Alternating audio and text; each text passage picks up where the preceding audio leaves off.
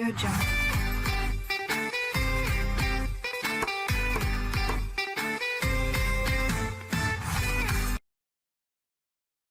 प्रश्नपत्रिका जर आपण पाहिली आपल्या इंग्रजीची, तर यामध्ये सगळ्यात महत्त्वाची गोष्ट अशी आहे की यामध्ये कुठेही मराठीमध्ये भाषांतर करून दिलेले प्रश्न नसतात. जर आपण पेपर जर पाहिला, हा रिसेंट या वर्षाचा 2021 चा पेपर आहे. या पेपरमध्ये जर आपण पाहिलं तर कुठेही मराठीमध्ये काहीही लिहिलेलं नाहीये. आणि मुलांना ज्यावेळेस आपण हे जे काही रेफरन्स बुक्स आपण ज्यावेळेस वापरतो, त्यावेळेस मोस्टली मराठीमध्ये प्रश्नांचा अर्थ दिलेला असतो. तर सगळ्यात महत्त्वाची गोष्ट इंग्रजीचा अभ्यास करण्यापूर्वी आपलं रीडिंग खूप चांगलं असणं गरजेचं आहे. कारण जर आपण इंग्रजी जर वाचू शकलो आणि जर ते नीट आपल्याला समजू शकलं, तर आपल्याला पेपर नीट कळू शकेल. जर यामध्ये पाहिलं आपण तर इथे मराठीमध्ये कुठेही प्रश्नांचा अर्थ दिलेला नाहीये.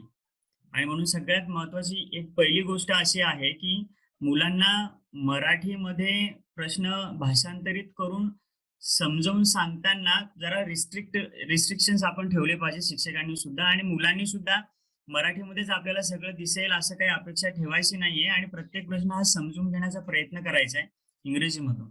मग यासाठी काय आवश्यक आहे? तर यासाठी आवश्यक आहे तुमचं रीडिंग. विद्यार्थी मित्रांनो, ज्यावेळेस तुम्ही भरपूर रीडिंग कराल आणि प्रश्नपत्रिका अशा डोळ्याखालनं जर तुमच्या गेल्या, तर तुम्हाला त्यामध्ये प्रश्नपत्रिकांचं स्वरूप कळेल. नेमकं काय असतं?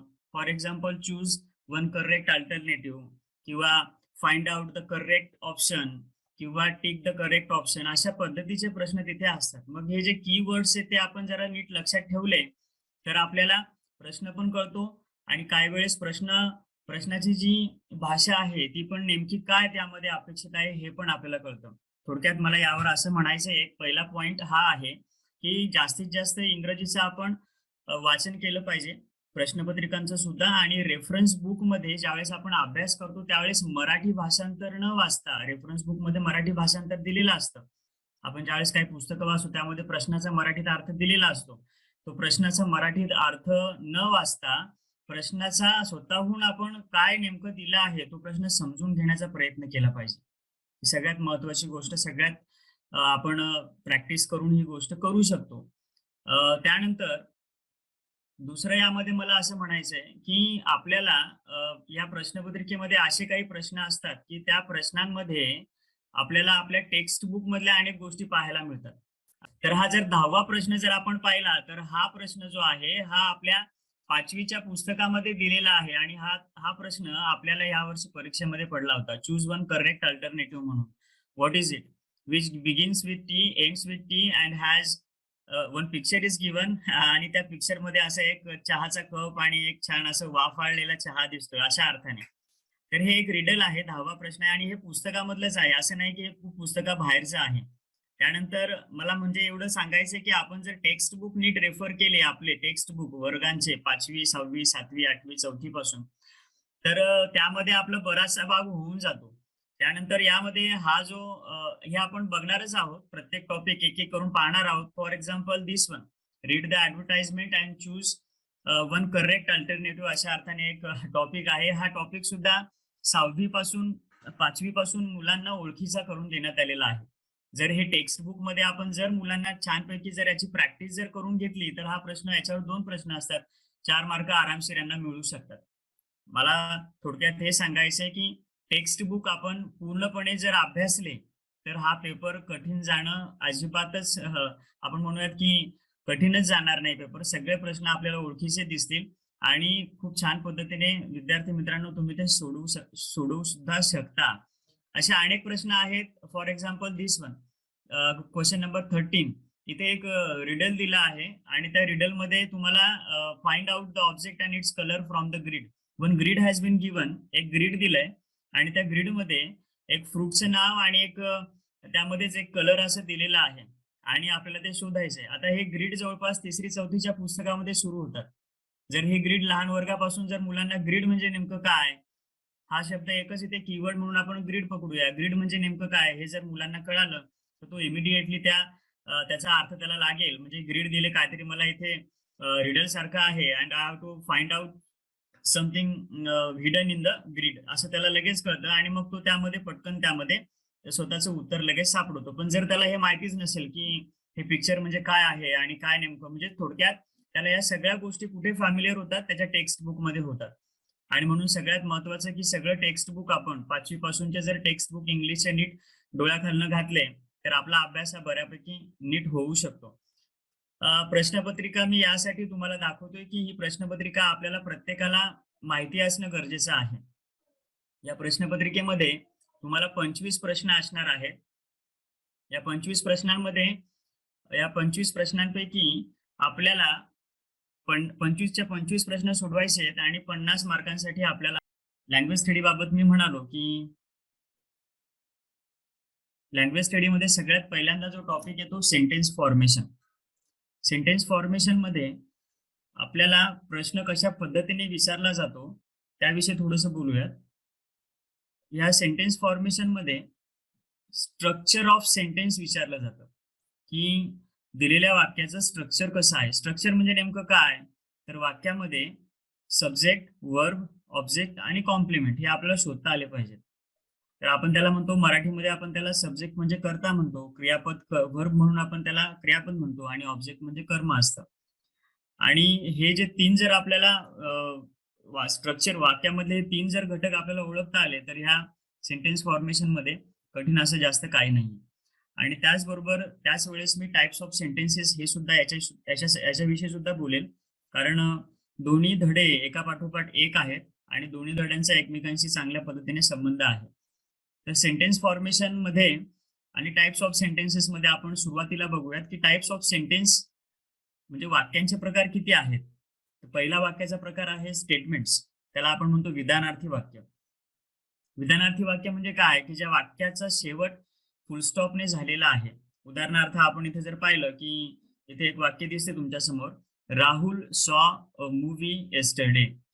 या वाक्यामध्ये वाक्याचा शेवट झालाय फुलस्टॉपने आणि या वाक्यामध्ये जर आपण पाहिलं सुरुवातीला आहे राहुल सब्जेक्ट, त्यानंतर क्रियापद आहे सॉ, वर्ब त्याला म्हणतो आपण, ऑब्जेक्ट आहे अ मूवी आणि complement of the sentence is a rest of the words in the sentence. तर हे आपल्याला स्टेटमेंट ओळखता आला पाहिजे. Statements means what, simple sentence which ends with a full stop and it has a specific statement. एक विधान त्यामध्ये केलेलं असतं. आणि मग याचं स्ट्रक्चर काय, तर याचं structure subject plus verb plus object आणि त्या वाक्यात जर कॉम्प्लिमेंट असेल तर तो कॉम्प्लिमेंट, कधी कधी नसतं सुद्धा. आणि म्हणून subject plus verb plus object हे त्या स्टेटमेंट या वाक्याचं हे स्ट्रक्चर आहे, हे आपल्या लक्षात राहणं गरजेचं आहे. त्यानंतर दुसरा जो वाक्याचा प्रकार आहे तो आहे इंटरोगेटिव्ह सेंटेन्सेस. आता इंटरोगेटिव्ह सेंटेन्सेस म्हणजे आपण त्याला क्वेश्चन म्हणतो, क्वेश्चन्स असतात, प्रश्नार्थक वाक्य. आता या प्रश्नार्थक वाक्यांमध्ये दोन प्रकार आपण पुन्हा पाहिले आहेत. एक आहे डब्ल्यू टाईप क्वेश्चन आणि दुसरा आहे येस नो टाईप क्वेश्चन. तर मग पहिल्या प्रकारामध्ये उदाहरणार्थ हे उदाहरण बघा. पहिल्यांदा तुमच्या समोर जर वाक्य दिसत असेल तुम्हाला तर हे वाक्य बघा. काय वाक्य आहे, तर प्रश्न आहे तो, where do you live. Where do you live या वाक्यामध्ये, या प्रश्नामध्ये याला प्रश्न का म्हणूयात, तर यामध्ये सगळ्यात शेवटी सोपं आहे, प्रश्नार्थक चिन्ह आहे, प्रश्नचिन्ह आहे, क्वेश्चन मार्क. मग ओळखायचं कसं इंटरोगेटिव्ह सेंटेन्स, सगळ्यात सोपं की सगळ्यात शेवटी वाक्याचा शेवट जर प्रश्नचिन्हाने होत असेल, क्वेश्चन मार्क जर असेल, तर त्याला म्हणायचं इंटरोगेटिव्ह सेंटेन्स, प्रश्नार्थक वाक्य. आणि तुम्हाला परीक्षेला फक्त अशाच पद्धतीने विचारलं जातं की प्रश्नाचं स्ट्रक्चर म्हणजे प्रश्न कसा बरोबर आहे किंवा प्रश्न एक जम्बल्ड ऑर्डर मध्ये काही वर्ड्स दिले जातात आणि त्यापासून एक योग्य प्रश्न तयार करा असं तिथे सांगितलेलं असतं. आता मागच्या वर्षी वेअरचा क्वेश्चन होता, 2 वर्षापूर्वी वेअरचा क्वेश्चन होता, एक वेअरने प्रश्न विचारला होता आणि त्यामध्ये त्यांनी तो प्रश्न कसा योग्य पद्धतीने आपल्याला जम्बल्ड ऑर्डरचा नीट फ्रेम करता येईल, योग्य क्रमात कसा लिहिता येईल, त्याला आपण म्हणूयात की योग्य स्ट्रक्चर कसं त्या प्रश्नाचं मांडता येईल, यासाठी प्रश्न तो परीक्षेला पडलेला होता. आता जर आपण इथे पाहिलं की वेअर डू यू लिव्ह या वाक्याचं जर आपण स्ट्रक्चर पाहिलं तर पहिल्यांदा डब्ल्यूएच वर्ड, त्यानंतर ऑक्झिलरी वर्ब आणि त्यानंतर सब्जेक्ट आणि त्यानंतर मेन वर्ब, असं ह्या वाक्याचं ह्या प्रश्नाचं स्ट्रक्चर आहे. हे आपलं पाठ असणं थोडंसं गरजेचं आहे की प्रश्न कशा पद्धतीचं स्ट्रक्चर असतं. त्याचबरोबर लगेच खाली त्याच्यानंतर आपण पाहिलं की yes no type question. Yes no type question म्हणजे की काय, की ज्या प्रश्नाच्या सुरुवातीला ऑक्झिलरी व्हर्ब्स असतात आणि त्या प्रश्नाचं उत्तर जर आपण घेतलं तर ते फक्त येस किंवा नो मध्ये येतं. आणि म्हणून ऑक्झिलरी व्हर्ब सुरुवातीला या प्रश्नामध्ये असतो, त्यानंतर सब्जेक्ट असतो, त्यानंतर मेन व्हर्ब असतो आणि ऑब्जेक्ट असतो. तर हे स्ट्रक्चर आपल्याला माहिती असणं गरजेचं आहे यामध्ये सुद्धा. सेंटेन्स फॉर्मेशन मध्ये स्ट्रक्चर महत्वाचं आहे आणि दुसरं टाइप्स ऑफ सेंटेन्स मध्ये ते आपल्याला वाक्य ओळखता आलं पाहिजे. मग आता आपण 2 वाक्यांचे प्रकार पाहिले. पहिलं पाहिलं स्टेटमेंट्स आणि दुसरं पाहिलं इंटरोगेटिव्ह सेंटेन्स. तुम्हाला डब्ल्यूएच आणि येस नो टाइप असं कोणी विचारत नाही. ते तुम्हाला फक्त इंटरोगेटिव्हच विचारतात की इंटरोगेटिव्ह क्वेश्चन हा योग्य आहे की नाही, किंवा त्याचं स्ट्रक्चर कशा पद्धतीचं आहे, किंवा त्याचं जम्बल्ड ऑर्डर मध्ये स्ट्रक्चर दिलं जातं आणि तुम्हाला त्याच्या योग्य क्रमाने ते शब्द त्यामध्ये मांडायचे असतात. त्यानंतर तिसरा जो वाक्याचा प्रकार आहे इम्परेटिव्ह सेंटेन्सेस. मग इम्परेटिव्ह सेंटेन्स कशाला म्हणायचं? सोपं आहे की ज्या वाक्याची सुरुवात क्रियापदाने होते त्याला आपण इम्परेटिव्ह सेंटेन्स म्हणतो. आज्ञार्थी वाक्य थोडक्यात. त्यामध्ये कमांड असते, रिक्वेस्ट असते. आणि मग हे इम्परेटिव्ह सेंटेन्स, फॉर एक्झाम्पल तिथे दिले बघा वाक्य की ओपन द डोअर इमिडिएटली, असं एक वाक्य दिलंय. यामध्ये सगळ्यात पहिल्यांदा सुरुवातीला काय आलंय, वाक्याचा व्हर्ब आलाय, मेन व्हर्ब. तो ओपन हा व्हर्ब आहे, त्यानंतर द डोअर हा ऑब्जेक्ट आहे आणि कॉम्प्लिमेंट असतं किंवा नसतं त्या वाक्यांमध्ये. मग हे ओळखताना एकदम सोपं आहे. इम्परेटिव्ह सेंटेन्स कसं ओळखायचं की त्या वाक्याची सुरुवातच जर व्हर्बने झालेली असेल, क्रियापदाने झालेली असेल आणि त्या वाक्यामध्ये एक स्पेसिफिक ऑर्डर असते, कमांड त्याला म्हणतो आपण, किंवा रिक्वेस्ट असते. आता for example please give me a glass of water, या वाक्याची सुरुवात जरी प्लीजने झाली पण त्यामध्ये काय आहे, एक रिक्वेस्ट आहे, कमांड आहे, give me a glass of water. तर गिव्ह हा व्हर्ब आहे त्यामध्ये आणि म्हणून ते सुद्धा इम्परेटिव्ह सेंटेन्स आहे. आणि त्या वाक्याचं स्ट्रक्चर कसं, तर पहिल्यांदा व्हर्ब, त्यानंतर ऑब्जेक्ट आणि असेल तर त्या वाक्यामध्ये कॉम्प्लिमेंट सुद्धा असतो. तर हे झालं तिसरं इम्परेटिव्ह सेंटेन्स. चौथं जे वाक्य आहे की सॉरी तिथे चौथा आकडा राहिला, चुकून तिथे 3च झाले. एक्सक्लेमेटरी सेंटेन्स हा चौथा प्रकार. आता सगळ्यात जास्त प्रश्न यावरच विचारलेले आहेत आतापर्यंत परीक्षेला. एक्सक्लेमेटरी सेंटेन्सेस या वाक्याशी संबंधित जास्तीत जास्त प्रश्न आलेले आहेत. कारण यामध्ये फसवण्यासाठी 2 गोष्टी आहेत. आपल्याला इथे सुरुवातीला डब्ल्यूएच वर्ड वॉट सुद्धा दिसतो आणि हाऊ सुद्धा, हा सुद्धा डब्ल्यूएच वर्ड आहे. मग आपलं कन्फ्युजन कुठे होतं, इथेच होतं की इथे वॉट असे दिलेलं आहे, डब्ल्यूएच वर्ड आहे आणि म्हणून हा इमिडिएट आपण घाईघाईमध्ये याला क्वेश्चनच्याच याच्यामध्ये टाकतो की हा प्रश्नच आहे. पण यामध्ये सगळ्यात सोपं आणि एक सोपी ट्रिक काय, तर यामध्ये सगळ्यात सोपी ट्रिक काय, त्याच्या शेवटी एक्सक्लेमेटरी मार्क हे चिन्ह असतं, उद्गारवाचक चिन्ह आपण त्याला म्हणतो. कोणत्याही एक्सक्लेमेटरी सेंटेन्सला ओळखायचं सगळ्यात सोपं चिन्ह काय, तर एक्सक्लेमेटरी मार्क. आणि म्हणून एक्सक्लेमेटरी मार्क असेल तर ते वाक्य एक्सक्लेमेटरीचं असं म्हणूयात आपण. त्यामध्ये कन्फ्युजन नाही ठेवायचं. जर क्वेश्चन मार्क असेल शेवटी वाक्याचा तर तो क्वेश्चन, इंटरोगेटिव्ह सेंटेन्स, आणि जर वाक्याच्या शेवटी जर एक्सक्लेमेटरी मार्क असेल तर ते एक्सक्लेमेटरी सेंटेन्स. आता याच्या बाबतीमध्ये हे जर वाक्य जर तुम्ही लक्षात ठेवले तर त्याचं पॅटर्न काय असं वेगळं म्हणून वेगळं लक्षात ठेवण्याची गरज नाही. What a beautiful picture this is, किंवा how hard working you are. हे जे सेंटेन्सेस आहेत, हे सेंटेन्सेस जर आपण नीट पाहिले तर ताबडतोब त्याचे वेगळेपणा आपल्या लक्षात येतो. आणि म्हणून एक्सक्लेमेटरी सेंटेन्स ओळखणं ही फार कठीण अशी बाब नाही. तर हे झाले सेंटेन्सेसचे आपण थोडक्यात पाहिलेले 4 प्रकार, सेंटेन्स, टाइप्स ऑफ सेंटेन्सेस, आणि त्याचबरोबर त्यांचं आपण स्ट्रक्चर सुद्धा लक्षात ठेवलंय. आता परीक्षेला कसे प्रश्न पडतात बघूयात आपण. आतापर्यंत कसे प्रश्न या टॉपिकवर आलेले आहेत. फॉर एक्झाम्पल पहिला हा प्रश्न बघा, choose the correct sentence structure of the following sentence. हा प्रश्न आता 2018ला स्कॉलरशिपला आपला येऊन गेलाय. तर वाक्य आहे लीलावती लव्ह मॅथ्स, आणि या चार स्ट्रक्चर मधनं आपल्याला एक योग्य स्ट्रक्चर यामधनं निवडायचं आहे. तर मग यामध्ये लीलावती हा सब्जेक्ट आहे, लव्ह हा व्हर्ब आहे आणि मॅथ्स हा त्या वाक्यातला ऑब्जेक्ट आहे. मग याचा उत्तराचं ऑप्शन कोणतं येतं, subject plus verb plus object. आणि म्हणून इथे तिसरा ऑप्शन या वाक्यामध्ये, या प्रश्नाचं उत्तर तिसरा ऑप्शन आपण सांगूया. तिसरा ऑप्शन हा बरोबर आहे यामध्ये, subject plus verb plus object. दुसरा प्रश्न बघा यामध्ये, की जो 2017ला परीक्षेला पडला होता. हे प्रश्न मी का देतोय की जेणेकरून आपल्याला योग्य एकदम exact we get exact idea what kind of questions will be there in the exam. आता दुसरा प्रश्न जर आपण तो पाहिला की choose the correct option which does not match the situation. Very different kind of question it was. आता थोडंसं या प्रश्नामध्ये जर आपण पाहिलं की घाईघाईमध्ये आपण चूज द करेक्ट ऑप्शन असं बघणार आणि पुढे काही वाचणार नाही, पण प्रश्न पूर्ण वाचा पहिल्यांदा. त्यामध्ये असे दिलेलं आहे, choose the correct option which does not match the situation. हा प्रश्न जर कळाला तर याचं उत्तर काही कठीण नाही. बघूयात आपण वाक्य काय दिलंय. Raman got first prize in competition. His mother was happy. She said what a pleasant surprise. दुसरा आहे डोंट रन अवे. तिसरा ऑप्शन आहे what a clever boy you are. आणि चौथा ऑप्शन आहे हाऊ हार्डवर्किंग यू आर. तर यामध्ये जर आपण पाहिलं की वाक्य असं आहे की Raman got first prize in competition. Raman has got first prize and his mother was happy and she complimented on his success. की काय बोलल्या त्या 3 वाक्य त्याच्या बाबतीमध्ये बोलल्या आणि एक जे वाक्य आहे ते वाक्य it does not match the situation, ते आपल्याला फक्त शोधायचंय. मग यामध्ये इमिडिएटली आपण तिथे आपल्याला कळतं की हे वाक्य एकच वाक्य यामध्ये असं आहे की ते त्या सिच्युएशनला मॅच होत नाही. ते आहे सेकंड नंबरचं सेंटेन्स डोंट रन अवे. मग याचं उत्तर डोंट रन अवे हे आपलं ऑप्शन सेकंड ऑप्शन असणार. पुढचं आहे find the odd sentence out.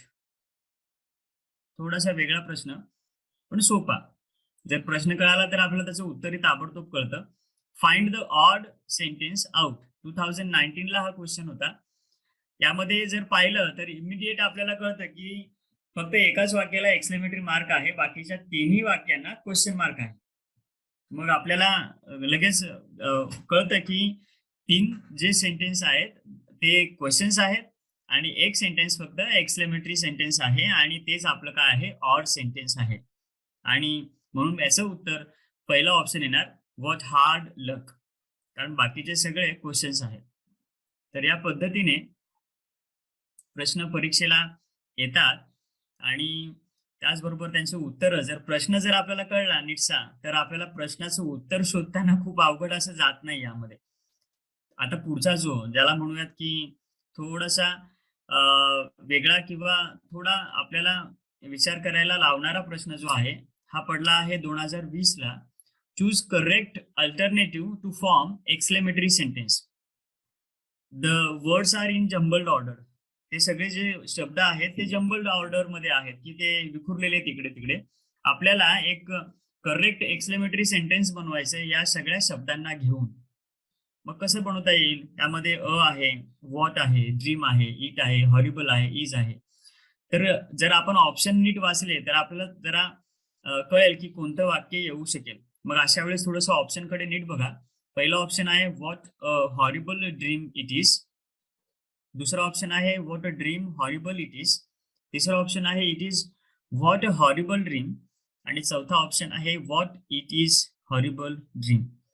जर आपल्याला एक्सक्लेमेटरी वाक्याचा जर पॅटर्न जर नीट लक्षात असेल की शेवटी टू बीचं क्रियापद असतं आणि त्याच्या अगोदर सब्जेक्ट असतो आणि सुरुवात वॉटने होते वगैरे, हे सगळं जर पाहिलं आपण तर आपल्याला थोडासा जर अभ्यास याच्यामधला असला आणि आपल्याला जर त्याचं स्ट्रक्चर त्याचं पॅटर्न जर नीटचं कन्फर्म असलं तर आपल्याला इथे जे वाक्य आहे एक्सक्लेमेटरीचं ते जरा शोधताना थोडंसं आपल्याला जातं अवघड, पण प्रॅक्टिसने आपण करू शकतो. त्यामुळे इथे जे आहे ते पहिलं वाक्य आपण लिहू शकतो what a horrible dream it is. याचं पॅटर्न कसं आहे की सुरुवातीला WH वर्ड आहे, ऍडजेक्टिव्ह आहे, नाऊन आहे आणि त्यानंतर सब्जेक्ट आणि टू बीचं क्रियापद आहे. आणि त्यामुळे हा पॅटर्न लक्षात ठेवणं एक्सक्लेमेटरीचं सगळ्यात महत्वाचं आहे. जर आपण पाहिलं तर एक्सक्लेमेटरी सेंटेन्सवर जास्तीत जास्त भर असतो या सेंटेन्स पॅटर्न आणि फॉर्मेशन मध्ये. पुढचं जे आहे यामधलं नाउन म्हणजे काय, तर त्यामध्ये आपण कॉमन नाउन, प्रॉपर नाउन आणि कलेक्टिव्ह नाउन हे 3 प्रकार आपण धरलेत. कॉमन नाउन मध्ये आपण names of things, animals, people, places असं म्हणतो. त्यानंतर प्रॉपर नाउन्स कोणते तर स्पेसिफिक पर्सन आणि प्लेसेसचे किंवा विशिष्ट नाव ज्याला आपण दिलेलं असं त्याला आपण प्रॉपर नाउन म्हणतो. कलेक्टिव्ह नाउन कशाला म्हणायचं तर names of groups of people, animals and things. For example herd of cows, a swarm of bees, परीक्षेला यापैकीच पडलं आहे. हर्ड ऑफ काउस, त्यानंतर स्वॉर्म ऑफ बीस आणि फ्लीट ऑफ शिप्स. अशा पद्धतीने प्रश्न तुम्हाला कलेक्टिव्ह नाऊनवर सुद्धा विचारले जातात. मग ह्या नाउन्सच्या बाबतीमध्ये जर आपण जवळपास 6वी-7वी पासून आपण अभ्यास करतोय आणि त्यामुळे 8वीला आल्यानंतर त्या बाबतीमध्ये खूप कठीण असं जातं असं नाही, तर थोडंसं आपण त्यावर जरा सराव केला, थोडेसे वाक्य वाक्य पाहिले आणि त्यामधले नाउन्स शोधायचा जर प्रयत्न केला, तर नाउन्सची प्रॅक्टिस नक्कीच होते. मग नाउन्स बाबतीमध्ये कसे प्रश्न पडतात परीक्षेला? तर types of questions for scholarship बघूयात. पहिला, choose number of nouns from a sentence. तर यामध्ये तुम्हाला परीक्षेला मॅक्झिमम वेळा हा प्रश्न पडतो, की दिलेलं एक वाक्य असतं आणि त्या वाक्यामधून किती नाउन्स आहेत, त्या वाक्यामध्ये किती नाउन्स आहेत, number of nouns you have to find out. त्या वाक्यामध्ये किती नाउन्स आहेत, किती नाम आहेत, हे आपल्याला शोधायचं असतं. अशा प्रकारचा एक प्रश्न पडतो. किंवा choose a noun from a verb और ॲडजेक्टिव्ह फॉर्म. एखादं वर्ब किंवा ॲडजेक्टिव्ह फॉर्म दिलेला असेल आणि त्यामधून आपल्याला नाउन फॉर्म ऑप्शन मधून काढायचं त्याचं शोधून. आणि तिसरा त्यामध्ये प्रश्न आतापर्यंत पडतो, की find the odd man out. परीक्षेला मॅक्झिमम वेळा परीक्षेला अशा पद्धतीने प्रश्न पडलेला आहे, की ॲडजेक्टिव्ह किंवा ॲडव्हर्ब्स दिलेला असतात 3 आणि त्यामध्ये एक नाउन असतं आणि थोडंसं ते आपल्याला काळजीपूर्वक शोधून, ते नाउन शोधून त्याचं ऑप्शन आपल्याला उत्तर म्हणून लिहायचं असतं. तर अशा पद्धतीने प्रश्न तिथे पडतात. आपण ऍक्च्युअल प्रश्न बघू कसे पडलेले आहेत परीक्षेला आतापर्यंत. तर ज्या पद्धतीने मी तुम्हाला सांगितलं, की एक प्रश्न परीक्षेला अशा पडतो, की वाक्य दिलं जातं आणि त्यामध्ये किती नाउन्स आहेत, number of nouns we have to select and we have to write the correct option. For example, the first question, select the number of nouns from the following sentence. The sentence is given. वाक्य दिलंय, red colour मध्ये लिहिलेलं आहे ते वाक्य. परीक्षेला पडलेला आहे हा प्रश्न आणि त्या वाक्यामध्ये किती नाउन्स आहेत हे आपल्याला शोधायचं आहे. मग वाक्य बघूयात. Many people believe that if a cat crosses your path then your work will not be done. मग यामध्ये नाउन्स किती आहेत? तर यामध्ये नाउन्स आपल्याला शोधता आले पाहिजेत. पीपल, त्यानंतर कॅट, त्यानंतर पाथ. आणि हे जे नाउन्स यामध्ये आहे, फॉर एक्झाम्पल इथे पीपल सुद्धा आहे, कॅट आहे, पाथ आहे, त्यानंतर वर्क हे सुद्धा इथे नाउन आहे. Because your work it's not a verb, it's a noun. आणि म्हणून ते सुद्धा आपल्याला तिथे नाउन म्हणून घ्यावं लागेल. आणि इथे ऑप्शन आहे, फर्स्ट ऑप्शन आहे, की 4 नाउन्स यामधनं आपल्याला लिहायचे. दुसरा प्रश्न यामध्ये आहे, which of the following is not a noun. जे तुम्हाला मी सांगितलं, की तिथे ॲडजेक्टिव्ह दिलेले असतात, ॲडव्हर्ब्स दिलेले असतात आणि त्यामधून आपल्याला एक नाउन जे नाही, म्हणजे कोणतं नाउन नाहीये, which of the following is not a noun. Noun कोणतं नाहीये ते आपल्याला शोधायचे. यामध्ये आहे हेल्थ, बिलीफ, नॅशनल आणि मूव्हमेंट. यामध्ये नॅशनल हे नाउन नाहीये. National it's an adjective. तर मग अशा पद्धतीने प्रश्न पडतात, की ज्यामधून आपल्याला नाउन शोधायचा आहे किंवा नाउन काहीतरी ऑड मॅन आउट म्हणून तो बाजूला काढायचा आहे. पुढचा आहे, choose the noun from the given alternative. ज्यामधला ब्युटिफाय, ब्युटिफुल, ब्युटिफुली आणि ब्युटी असे 4 ऑप्शन आहेत. त्यामधला नाउन कोणता? तर इथे आपल्याला लिहिता आलं पाहिजे, की फोर्थ आहे जो ऑप्शन ब्युटी, अशा अर्थाने इट्स अ नाउन. आणि मग त्या चौथा प्रश्न असा आहे, की एक ॲडजेक्टिव्ह दिला आहे त्याच्यापासून नाउन बनवा. तर त्यामध्ये दुसरा ऑप्शन येतो स्ट्रेंग्थ, अशा अर्थाने. थोडक्यात याच्यावरचे प्रश्न जे आहेत तुम्हाला मॅक्झिमम परीक्षेला, जो पहिला प्रश्न आहे, की वाक्यांमधले नाउन शोधा, अशा पद्धतीने प्रश्न परीक्षेला पडतो. त्यासाठी आपल्याला जास्तीत जास्त प्रॅक्टिस नाउन शोधायची करणं गरजेचं आहे. यामध्ये दुसरा जो टॉपिक आहे, प्रोनाउन्स. प्रोनाउन्स म्हणजे काय? तर आपण त्याला मराठीमध्ये सर्वनाम असं म्हणतो. तर पॉझेसिव्ह प्रोनाउन्स आहेत mine, yours, ours, his, hers आणि देअर्स. आणि पर्सनल प्रोनाउन त्याला म्हटलं जातं, की फर्स्ट पर्सन, सेकंड पर्सन आणि थर्ड पर्सन. तर हे आपल्याला माहिती असणं गरजेचं आहे. फर्स्ट पर्सन म्हणजे नेमकं कोण? तर द स्पीकर, म्हणजे जो बोलणारा असतो त्याच्याविषयी ज्यावेळेस तो बोलतो त्यावेळेस तो फर्स्ट पर्सन नाउन प्रोनाउन असतं. मग ते कोणते कोणते? तर आय, मी, वी, अस हे फर्स्ट पर्सन प्रोनाउन आपण म्हणतो. सेकंड पर्सन प्रोनाउन इथे यू आणि त्यानंतर थर्ड पर्सन प्रोनाउन इथे ही, him, she, her, they, them, it अशा अर्थाने थर्ड पर्सन प्रोनाउन आहे. मग यावरचे प्रश्न कसे असतात ते पाहूयात. क्वेश्चन्स कसे पडतात. Find the numbers of pronounce from the given sentence. जसं आपण नाउन मध्ये पाहिलं, की एक वाक्य दिलं जातं आणि त्यामध्ये नाउन्स किती आहेत ते शोधायचं. तसंच इथे सुद्धा एक वाक्य दिलं जाईल आणि त्या वाक्यांमध्ये प्रोनाउन्स किती आहेत.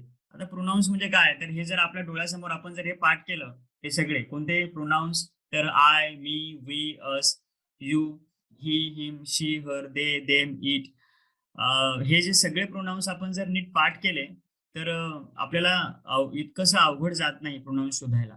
तिथे तुम्हाला first person, second person, third person असं परीक्षेला विचारलं जात नाही. हे फक्त आपल्या माहितीसाठी आहे. परीक्षेला तुम्हाला एक वाक्य दिलं जातं आणि त्यामधले नाउन्सचे नंबर्स, किती नंबर्स आहेत, किती नाउन्स आहेत, किती प्रोनाउन्स आहेत, किती प्रोनाउन्स आहेत हे आपल्याला शोधायचं. दुसरा प्रश्न यावर पडू शकतो की चूज द करेक्ट प्रोनाउन. तर with inference of the given sentence. त्याचं उदाहरण पाहिल्यानंतर आपल्याला कळेल की योग्य प्रोनाउन कोणतं घ्यायचं. For example the boys are playing on the ground. The boys हे अनेक वचने आहे आणि त्यामुळे दुसऱ्या वाक्यामध्ये त्याच्याविषयी कोणतं प्रोनाउन येईल, तिथे नेमकं काय येईल, तर the boys are playing on the ground, they are hungry. They हे प्रोनाउन द बॉईज साठी आलं आहे आणि म्हणून त्याला आपण म्हणतो की चूज द करेक्ट प्रोनाउन. मग तिथे दे हा वापरला गेलाय. मग तिथे परीक्षेला असं येतं की एक वाक्य दिलं जातं आणि त्यानंतर पुढे एक रिकामी जागा दिली जाते आणि तिथे योग्य पद्धतीचं प्रोनाउन टाका असं सांगितलं जातं. तिसरं असतं यामध्ये choose the correct use of pronoun. WH pronounce त्यामध्ये आपण म्हणतो. ते प्रश्न बघूयात. प्रश्न कळाल्यानंतर आपल्याला कळेल नेमकं कसा प्रश्न असतो. बघूयात आपण. फॉर एक्झाम्पल बघा, आता इथे परीक्षेला कशा पद्धतीने प्रश्न आले होते. Find out the number of pronounce used in the following sentence. इथे आपल्याला वाक्यामधले प्रोनाउन्स शोधायचे. सोपं जाईल. आय आहे, हिम आहे, हिज आहे, त्यानंतर हे 3 प्रोनाउन्स आहे त्यामध्ये. दुसरा जो प्रोनाउन आहे, आता बघा तुम्हाला मी सांगितलं की योग्य प्रोनाउन्सचं रूप आपल्याला वापरायचं. फॉर एक्झाम्पल हा सुद्धा परीक्षेला पडलेला प्रश्न. Fill in the blanks by choosing correct pronoun from the given alternatives. वाक्य असं आहे, people were angry, full stop आहे आणि पुढे वाक्य दुसरं सुरू झालंय. अँग्री नंतर फुल स्टॉप आहे आणि मग पीपल साठी कोणता आपण प्रोनाउन वापरणार? देम वापरणार, देर वापरणार, दे वापरणार की वी वापरणार? जर आपल्याला हे थोडंसं क्लिअर असेल हे, तर आपण इमिडिएट आपण तिथे उत्तर लिहू शकू की पीपल साठी मला इथे दे वापरता येईल. They came together to protest against the manager. तर इथे दे हा तिसरा ऑप्शन. त्यानंतर तुम्हाला जे मी सांगितलं की WH choose the correct use of the pronoun. WH pronounce आपण त्याला म्हणतो. तर डब्ल्यूएच प्रोनाउन्स म्हणजे कोणते, तर हू, हुम, हुज, विच अशा अर्थाने हे प्रोनाउन्स आपल्याला माहिती असणं गरजेचं आहे आणि एकदा परीक्षेला हा प्रश्न पडलेला आहे अशा पद्धतीचा. Choose the correct use of the pronoun in the sentence given below. Doctor Abdul Kalam was the scientist. आता यामध्ये अब्दुल कलाम यांच्याविषयीच माहिती आहे पुढच्या वाक्यामध्ये सुद्धा आणि म्हणून इथे विच येणार, हुज येणार की हुम येणार. हे व्यक्तिवाचक असल्यामुळे इथे डब्ल्यूएच प्रोनाउन हे इथे हू येणार, म्हणजे तिसरा ऑप्शन. तर हे डब्ल्यूचे प्रोनाउन्स आपल्याला माहिती असणं आवश्यक आहे आणि त्यांचा वापर कसा करायचा आहे हे सुद्धा थोडंसं अभ्यासासाठी आपण थोडंसं लक्ष दिलं तर यामधले मार्क आपले जाणार नाही. तर प्रोनाउनच्या बाबतीमध्ये हे आहे. तिसरा ज्यामध्ये आहे की ऍडजेक्टिव्ह. सोपं आहे. ऍडजेक्टिव्ह आपण तिसरी चौथीच्या पुस्तकांपासून आपण अभ्यास करतो. तिसरी चौथी पासून त्याला आपण डिस्क्रायबिंग वर्ड्स असं म्हटलंय आणि पिक्चर रिडिंग मध्ये आपल्याला डिस्क्रायबिंग वर्ड्स आपण भरपूर केलेले आहेत आणि म्हणून इथे ऍडजेक्टिव्ह आपल्याला खूप असं कठीण जातं असं नाही की adjective describe nouns. It tells us many things about a noun. For example, it is a beautiful dress. How is the dress? मुलांना ते प्रश्न जर आपण विचारले, आपण जर स्वतःला जर विचारला की हाऊ इज द ड्रेस, जर हाऊ ने विचारलं तर आपल्याला आपोआप उत्तर येतं how is the dress. The dress is beautiful. कसा आहे ड्रेस? ब्युटिफुल. तर ब्युटिफुल आहे adjective. I have 2 dresses. How many dresses have I? तर इथे 2 हे सुद्धा ऍडजेक्टिव्ह आहे. त्याला आपण संख्यावाचक विशेषण असं म्हणतो आपण. तुम्हाला असे काही उपप्रकार वगैरे नाही आहेत परीक्षेला, फक्त तुम्हाला हे पटकन सांगता आलं पाहिजे की कोणतं विशेषण आहे अशा अर्थाने. I have 2 dresses. त्यानंतर पुढे आहे the door is heavy. How is the door? The door is heavy. जर आपण हाऊ ने प्रश्न विचारला तर हे आपल्याला सोपं जातं ऍडजेक्टिव्ह शोधणं. आणि मग याच्यावरचे प्रश्न कोणते, तर यावर प्रश्न अशा पद्धतीने विचारले जातात. Choose the opposite word of the given adjective.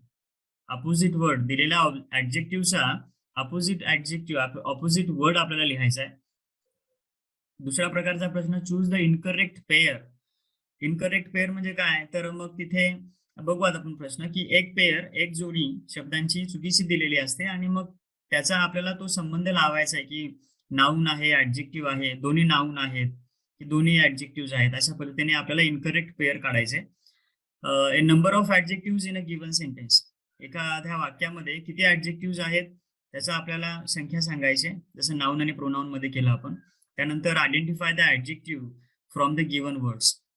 दिलेल्या शब्दांमधून ऍडजेक्टिव्ह फक्त शोधायचा आहे, असा 2018ला आलेला प्रश्न. आपण प्रश्न बघूयात. How many adjective are there in the following sentence. या वाक्यामध्ये किती ऍडजेक्टिव्ह आलेले आहेत? फॉर एक्झाम्पल आपण वाक्य वाचूयात. Round pearls are more expensive than those which have an irregular shape. आता इथे how are the pearls are round, पहिलं झालं ऍडजेक्टिव्ह. त्यानंतर expensive, the pearls are expensive, आणि म्हणून एक्सपेन्सिव्ह हे सुद्धा एक ऍडजेक्टिव्ह आहे. त्यानंतर यामध्ये शेप कसा, how is the shape, irregular. तर या वाक्यामध्ये 3 ऍडजेक्टिव्ह आलेले आहेत. पर्ल्स विषयी माहिती देणारे, राऊंड, एक्सपेन्सिव्ह आणि इरेग्युलर अशा अर्थाने. तर मग इथे 3 ऍडजेक्टिव्ह आहेत. पहिला ऑप्शन उत्तराचा. दुसरं वाक्य आहे, pick out the adjective from the following sentence. या वाक्यामध्ये बघूयात आपण वाक्य. Doctor Kalam was the first child to fly from Rameswaram.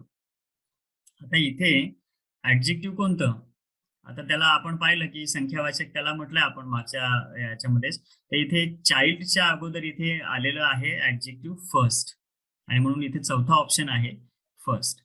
तर हे माहिती थोडंसं असणं गरजेचं आहे आपल्याला, ऍडजेक्टिव्हचे प्रकार सुद्धा, की त्याला आपण संख्यावाचक अशा अर्थाने म्हणतो की 2, 3 किंवा असं आपण त्याला कार्डिनल ऑर्डिनल नंबर्स, हे सुद्धा ऍडजेक्टिव्ह असतात. हे माहिती असायला हवं आपल्याला. तिसरा प्रश्न आहे, identify the adjective from the given words, choose 2 correct alternative.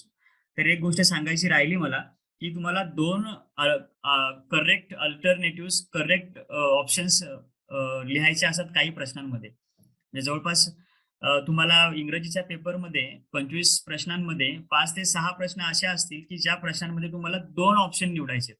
आणि ही गोष्ट फक्त 8वी साठीच आहे, 8वीच्या स्कॉलरशिपमध्ये आहे. 5वीच्या स्कॉलरशिपच्या परीक्षेमध्ये 2 ऑप्शन निवडण्यासाठीचे प्रश्न नसतात. तर हा प्रश्न परीक्षेला पडला होता की यामधून आपल्याला 2 करेक्ट अल्टरनेटिव्ह निवडायचे.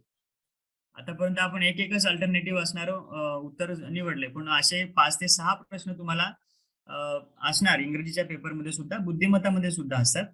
तर इंग्रजीच्या पेपरमध्ये तुम्हाला 5 ते 6 प्रश्न असे असतील की ज्यामध्ये तुम्हाला 2 ऑप्शन निवडायचे. तसा हा प्रश्न, identify the adjective from the given words, choose 2 correct alternative. Okay, 2 correct alternative आपल्याला निवडायचे. आता यामध्ये स्मॉल, बाय, होपफुल आणि कुक जर आपण पाहिलं तर स्मॉल हे ऍडजेक्टिव्ह आहे. त्यानंतर होपफुल हे सुद्धा ऍडजेक्टिव्ह आहे. बाय हा वर्ब आहे. कुक सुद्धा एक वर्ब किंवा नाउन म्हणून पण ते आहे.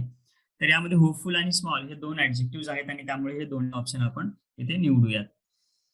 ऍडवर्बच्या बाबतीमध्ये ऍडवर्बला आपण सगळ्यात सोपं म्हणून काय म्हणतो की त्याला एलवाय लागलेला असतो, त्याला आपण ऍडवर्ब असं म्हणतो. आणि म्हणून सरळ ऍडवर्ब एलवाय असला तर तो ऍडवर्ब असं मानलं जातं. परंतु काही वेळेस कधी कधी ऍडवर्ब एलवाय नसलेला सुद्धा असतो. फॉर एक्झाम्पल, एक फास्टली हा शब्द लक्षात ठेवा. फास्टली हे फास्टली कधीच नसतं, ते फास्ट असंच असतं. आणि त्यामुळे आपण घाईघाईने फास्टली असं जर उत्तर बरोबर म्हणालो आहे ऑप्शन मध्ये, प्रश्नामध्ये तो आहे. तर असे काही आहेत ऍडवर्ब्स की ज्यांना एलवाय नसतो लागलेला, तरी पण ते ऍडवर्ब्स असतात. मग ते जरा डिटेलमध्ये आपण अभ्यास करणं गरजेचं आहे. वेळ आपल्याकडे कमी आहे, तरी सुद्धा तुमच्या समोर काही गोष्टी आहेत. आता तुम्ही ज्यावेळेस युट्यूबला बघाल हे सगळं, त्यावेळेस हे सगळं तुम्ही जरा डोळ्याखालनं जाऊ द्या. ऍडवर्ब्सचे प्रकार दिलेले आहेत. ऍडवर्ब्स ऑफ मॅनर, त्याला हाऊने प्रश्न विचारला तर ते आपल्याला ऍडवर्ब्स मिळतात. ऍडवर्ब ऑफ प्लेस, की जिथे आपल्याला प्लेस डिनोट होतं. ऍडवर्ब्स ऑफ टाइम, ऍडवर्ब्स ऑफ फ्रिक्वेन्सी, हे सगळं आपल्याला स्कॉलरशिपसाठी आहे आवश्यक. आणि ह्या सगळ्या गोष्टी जर आपण नीट काळजीपूर्वक जर अभ्यासल्या तर आपल्याला आलेला प्रश्न याच्या बाहेर जाणार नाही. आणि त्यामुळे हे थोडंसं आपल्याला जरा काळजीपूर्वक अभ्यास करायचा आहे. आता ऍडवर्ब ऑफ फ्रिक्वेन्सी म्हणजे काय? हाऊ ऑफन, किती वेळा.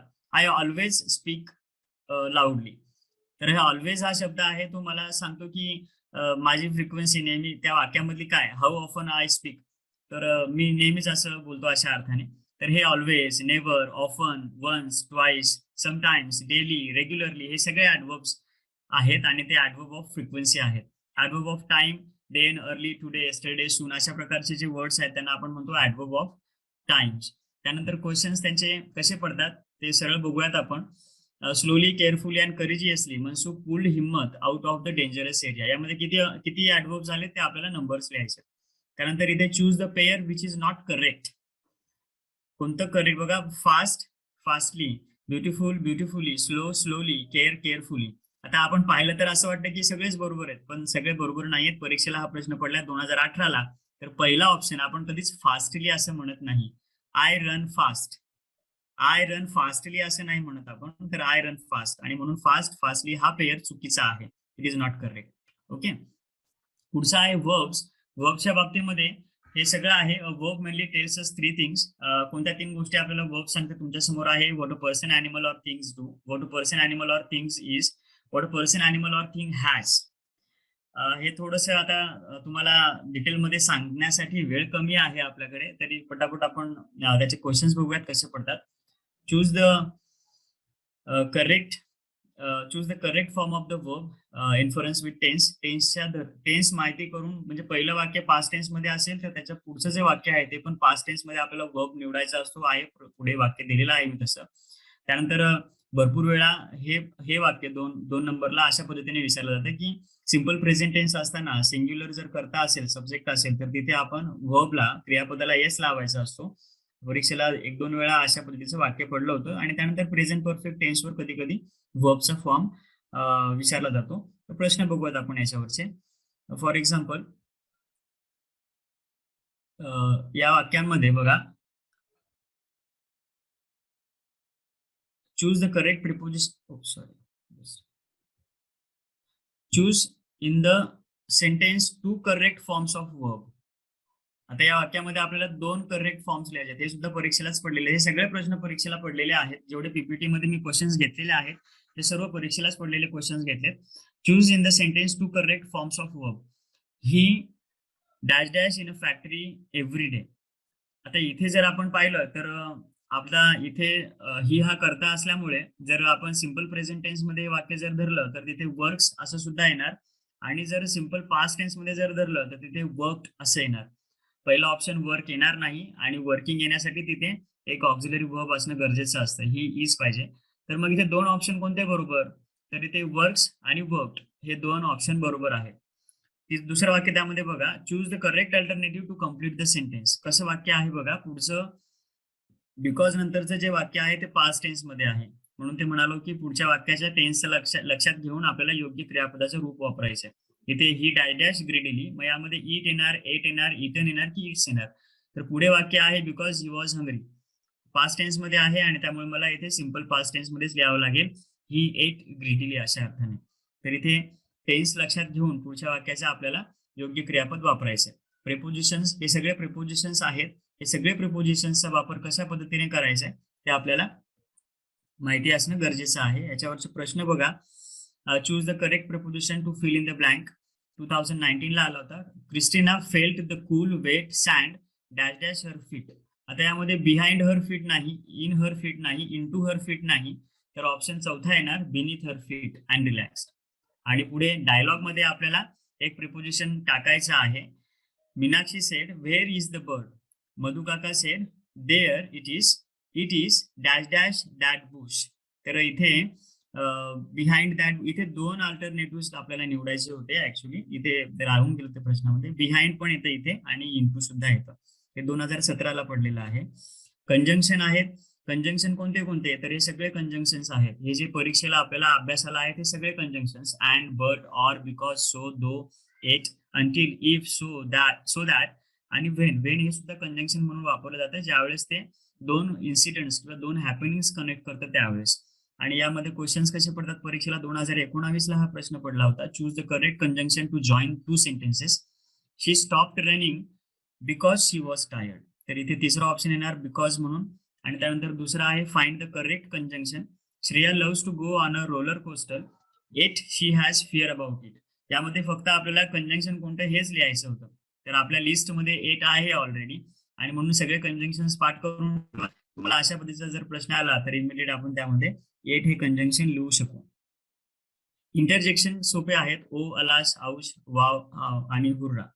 तर हे सगळे इंटरजेक्शन. पुढे आहे महत्वाचं त्यामध्ये मॉडेल ऑक्झिलरीज. मॉडेल ऑक्झिलरीज मध्ये प्रत्येक ऑक्झिलरीचे आपल्याला ह्या ज्या दिलेल्या आहेत हे फंक्शन्स आहेत. म्हणजे मॉडेल ऑक्झिलरी मे वापरली ते परमिशन असते, मस्ट असेल, नेसेसिटी, ऑब्लिगेशन, कंपल्शन असतं, मस्ट नॉट, प्रोहिबिशन असतं, शुड, ऍडवाइस किंवा डिझायरेबिलिटी असते, can, ability, permission, will certainty आणि माईट पॉसिबिलिटी इंडिकेट करतं. हे फंक्शन सगळे पाठ करायचे आहेत आपल्याला आणि या फंक्शनवर आधारित आपल्याला प्रश्न पडतो परीक्षेला. तर फॉर एक्झाम्पल आता 2018ला बघा पडला होता प्रश्न, choose the correct alternative for the underlined words. आता यामध्ये it is not desirable for them to eat spicy food. तर यामध्ये आपल्याला डिझायरेबल हा शब्द दिसतो. मग डिझायरेबल साठी आपण कोणतं ऑक्झिलरी वापरतो? तर आपण डिझायरेबिलिटी इंडिकेट करण्यासाठी शुड वापरतो. आणि म्हणून इथे नॉट आहे, नॉट डिझायरेबल म्हणून शुडंट, म्हणून इथे चौथा ऑप्शन येतो दे शुडंट. डिझायरेबल साठी आपण शुड वापरतो, मस्ट नॉट आपण प्रोहिबिशन साठी वापरतो, कॅन आपण ॲबिलिटी साठी वापरतो. ह्या ज्या ऑक्झिलरीज आहेत, मॉड्यूल ऑक्झिलरीज आणि त्यांचे फंक्शन्स आहेत, ते पाठ करणं गरजेचं आहे की याच्यावरच तुम्हाला प्रश्न येतो. आता फॉर एक्झाम्पल 2017ला कसा प्रश्न पडला होता की choose the correct alternative which shows permission. तिथे कॅन असणारा किंवा कॅन मे अशा पद्धतीने ऑक्झिलरीज होत्या. आता आपल्याला परमिशनची माहिती आहे की आपण परमिशन म्हणून कॅन वापरतो किंवा मे सुद्धा परमिशन साठी वापरतो. इथे कॅन नसेल कदाचित परीक्षेमध्ये. आणि ह्या ऑक्झिलरीचं फंक्शन जर आपण पाठ केलं तर आपल्याला बऱ्यापैकी त्या गोष्टी लक्षात येतील. जो तुम्हाला मी 16% सांगितला वेटेज असणारा जो टॉपिक आहे क्रिएटिव्ह रायटिंग. आता या क्रिएटिव्ह रायटिंग मध्ये प्रश्न कोणते कोणते पडतात आणि काय काय करायचं आपल्याला, की जास्त मेहनत न घेता आपल्याला जास्तीत जास्त मार्क देणारा हा टॉपिक, हा युनिट क्रिएटिव्ह रायटिंग. या क्रिएटिव्ह रायटिंग मध्ये शॉर्ट नोट म्हणजे एक छोटीशी नोट दिली जाते. नोट म्हणजेच काय, तर 3-4 ओळींचा एक छोटा पॅरेग्राफ असतो. फॉर एक्झाम्पल अशा पद्धतीने दिलेला आहे की चूज द करेक्ट ऑप्शन, अशा अर्थाने प्रश्न असणार, एक पॅरेग्राफ असणार आणि त्या पॅरेग्राफवर तुम्हाला एक फक्त क्वेश्चन विचारला जाणार. शॉर्ट नोट म्हणजेच काय, तर थोडीशी एखादी नोट. फॉर एक्झाम्पल आपण 7वी-8वीच्या टेक्स्ट बुक मध्ये a day of a notes अशा अर्थाने पाहिलेलं आहे आणि त्यावर आधारित काही प्रश्न तिथे परीक्षेला तुम्हाला विचारले गेलेले आहेत. आणि तसंच हे इथे तुमच्या समोर असाच एक प्रश्न आहे शॉर्ट नोटवर आधारित, की एक dear soldiers, you sacrifice so much to keep our country safe. Thank you for your bravery. Thank you for your dedication and devotion. You all are our heroes. Once again thank you to all. याच्यावर प्रश्न विचारलाय, what this note is all about. ही note कशाविषयी आहे, एकच प्रश्न पडतो. तर इथे आपल्याला लगेच कळतं थँक्यू अशा असल्यामुळे इथे काही इन्व्हिटेशन नाहीये, परमिशन नाहीये आणि इथे रिक्वेस्ट पण नाहीये. तर ही नोट जी आहे ती थँक्स गिव्हिंग वर आहे. इतकं सोपं यामध्ये असतं. फक्त आपल्याला ते नीट वाचता आलं पाहिजे आणि त्याच्यावरचं आपल्याला काय दिलेलं आहे हे कळलं पाहिजे. तर हा पहिला प्रश्न की शॉर्ट नोटवर आधारित तुम्हाला एक प्रश्न पडतो. त्यानंतर दुसरा आहे डायलॉग. डायलॉग मध्ये तुम्हाला फक्त तो डायलॉग कंप्लीट करायचा असतो, शब्द निवडून, योग्य शब्द घेऊन. आता हे डायलॉग रायटिंग किंवा कन्व्हर्सेशन आपण फार कधीपासून करतोय आणि त्यामुळे त्याची प्रॅक्टिस आपल्याला झालेली आहे बऱ्यापैकी. मग इथे for example student said, can you dash me the Oxford dictionary. Librarian say, sorry it's dash to someone. Student said, no problem, I will take it from some other time. मग इथे student काय म्हणाला असेल, can you lend means to lend me the Oxford dictionary. Librarian say, sorry it's issued to someone. तरी ते चौथा option येतो. जर आपण तिन्ही ऑप्शन जर नीट केले बघितले तर मला ते तिन्ही ऑप्शन मध्ये एखाद दुसरा ऑप्शन तिथे योग्य वाटत नाही आणि चौथा ऑप्शन माझा बरोबर येतो. कम्प्लीट द डायलॉग किंवा कम्प्लीट द कन्व्हर्सेशन असा हा प्रश्न असतो. हा सुद्धा 2 मार्कासाठी येतो आणि खूप छान असा प्रश्न स्लोगन्स. तर स्लोगन्स दिलेले असतात आणि त्यामधला आपल्याला एखादा स्लोगन आपल्याला त्यामधून निवडायचे असते. आता हा परीक्षेला पडलेला प्रश्न पुन्हा, choose 2 options which related with the given slogans. 2 option आपल्याला निवडायचे त्यामध्ये. इथे बुक्स विषयी आहे सगळं. जर आपण नीट पाहिलं त्या सगळ्या इन्फॉर्मेशनकडे तर आपल्याला इथे पहिला option importance of reading books आणि त्यानंतर बेनिफिट्स ऑफ रिडिंग बुक्स, हे 2 ऑप्शन तिथे उत्तराचे बरोबर येतील. कारण the picture is all about the importance of books and how books can improve अशा अर्थाने दिलेला आहे. पुढचा आहे त्याच्यावरचे क्वेश्चन्स. असाच दुसरा एक स्लोगनवरचा क्वेश्चन येतो. तुम्हाला सेंटेन्सेस दिलेले असतात आणि त्या सेंटेन्सेस वरून आपल्याला त्यामध्ये त्या स्लोगन मध्ये कशावर इम्फॅसिस केलेलं आहे किंवा ती स्लोगन कशाशी रिलेटेड आहे ते सांगायचं असतं. इथे उदाहरणार्थ वाक्य दिले, drop everything and read, it's an access towards success. अशा अर्थाने इथे ते सेंटेन्स दिलेला आहे आणि मग ते कशाशी स्लोगन रिलेटेड आहे, तर प्लांट्स, लायब्ररी, रिडिंग किंवा फेम. तिथे 2 करेक्ट ऑप्शन आहे त्यामुळे ते लायब्ररी आणि रिडिंग याच्याशी ते रिलेटेड आहे. तर हे सुद्धा स्लोगन. पुढे आहे ऍडव्हर्टाइजमेंट. खूप इंटरेस्टिंग टॉपिक आणि परीक्षेला जास्तीत जास्त वेळा परीक्षेला पडलेला हा प्रश्न आणि त्यावर 2 प्रश्न पडतात म्हणजे 4 प्रश्न याच्यावर असतात. आणि मग त्या ऍडव्हर्टाइजमेंटला जर आपण काळजीपूर्वक पाहिलं तर त्याच्यामध्ये सगळी इन्फॉर्मेशन आपल्याकडे त्या प्रश्नांमध्ये आपल्याला ते उत्तरं मिळतात. म्हणजे तुमच्या समोर मी ही एक ऍडव्हर्टाइजमेंट, परीक्षेला पडलेली ऍडव्हर्टाइजमेंट दिलेली आहे. यावरचे प्रश्न सुद्धा तुम्ही नीट बारकाईने वाचून त्याची प्रश्नांची उत्तरं आरामशीर लिहू शकतात. आणि म्हणून याला फक्त काय की एक थोडंसं लक्षपूर्वक वाचन करणं आणि ते नीट समजून घेणं आणि थोडी प्रॅक्टिस असणं गरजेचं आहे ऍडव्हर्टाइजमेंट विषयी. पुढचा आहे न्यूज. न्यूज हा खूप क्वचित परीक्षेला पडणारा प्रश्न आहे. एक न्यूज कटिंग दिली जाते आणि ती न्यूज कशाविषयी आहे हे विचारलं जातं. आता आपल्याकडे तेवढा वेळ नाहीये एवढा पूर्ण पॅराग्राफ वाचण्याविषयी. तर ही न्यूज कशाविषयी आहे हे खाली दिलेल्या एका वाक्यामधनं आपल्याला कळतं की it is all about dinosaur fossils. The whole paragraph is talking about some dinosaurs, and some dinosaurs have been the fossils of dinosaurs have been found in some place, अशा अर्थाने काहीतरी त्यामध्ये इन्फॉर्मेशन आहे. तर थोडी न्यूज जर वाचली काळजीपूर्वक तर त्याच्यामधल्या प्रश्नांची उत्तरं आपल्याला ताबडतोब कळतात. त्यानंतर सगळ्यात महत्वाचं की तुम्हाला आता मी सांगितलं की 2 पॅराग्राफ आपल्याला येतात. त्या 2 पॅराग्राफ मधल्या प्रश्नांची उत्तरं आपल्याला लिहायची असतात. हा 2021 ला पडलेला हा एक पॅराग्राफ आहे आणि त्याच्यावर 3 प्रश्न परीक्षेला दिलेले आहेत. आता पॅराग्राफ रायटिंग मध्ये काय तर त्या पॅराग्राफचं आपल्याला सेंट्रल आयडिया कळली पाहिजे. कशाविषयी पॅराग्राफ आहे आणि पॅराग्राफ मधले काही शब्द आपल्याला कळायला पाहिजे. त्याचं आपण म्हणतो की गेस करून मिनिंग कळलं पाहिजे. आता हे प्रॅक्टिसने होणार की जास्तीत जास्त प्रॅक्टिस तुम्ही जर केली पॅराग्राफ वाचनाची, पॅसेजेसची, तर हे तुम्हाला जमणार. आणि त्याच्यावर अशा पद्धतीने प्रश्न आहेत. या पॅराग्राफवर आलेले हे 3 प्रश्न. असे 2 पॅराग्राफ तुम्हाला परीक्षेला असतात 10 मार्कांसाठी. एक पॅराग्राफवर 3 प्रश्न आणि दुसरा एका पॅराग्राफवर 2 प्रश्न. त्याला म्हणतो आपण कॉम्प्रेन्शन बेस्ड क्वेश्चन्स की आकलनावर आधारित प्रश्न. आणि म्हणून हे महत्वाचं आहे कारण 10 मार्क त्यावर आहेत. तर ह्या सगळ्या पीपीटी आपल्याला कामामध्ये येतील आणि या सगळ्या प्रश्नांचं जर आपण काळजीपूर्वक जर निरीक्षण केलं तर प्रश्नांचं स्वरूप कळेल आपल्याला, नेमकं कसं जायचंय त्याची सुद्धा एक आयडिया येईल. आणि या नंतर माझ्या या प्रयत्नामध्ये मी थांबतो. मला अजून एक टॉपिक घ्यायचा होता पण आपल्याकडे वेळ कमी आहे आणि त्यामुळे पुन्हा कधीतरी आपण भेटूयात आणि यावर थोडंसं बोलूयात. या पीपीटी वगैरे जर तुम्ही नीट पाहिलात तरी पण तुमचा अभ्यास होणार. आणि माझं एकच म्हणणं आहे की तुमच्या सिलेबसनुसार तुम्ही अभ्यास करा. फक्त त्याला रिस्ट्रिक्ट लावून स्वतःला कसं आपल्याला कमीत कमी वेळामध्ये जास्तीत जास्त यश मिळवता येईल यासाठी प्रयत्न करा. इंग्लिश हा सब्जेक्ट तुम्हाला भरपूर मार्क देणारा सब्जेक्ट आहे.